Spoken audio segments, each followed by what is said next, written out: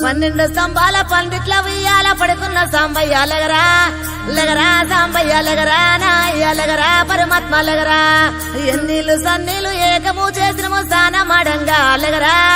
లగరా సాంబయ్య లగరా నాయ్య లగరా పరమాత్మ లగరా మల్లెలు మాలలో నీకోసం తెచ్చినము అలంకరించంగా లగరా లగరా సాంబయ్య లగరా నాయ్య లగరా పరమాత్మ లగరా మా తల్లి పార్వతి వచ్చి ఉన్నది నాట్యమాడంగా లగరా లగరా సాంబయ్య లగరా నాయ్య లగరా పరమాత్మ లగరా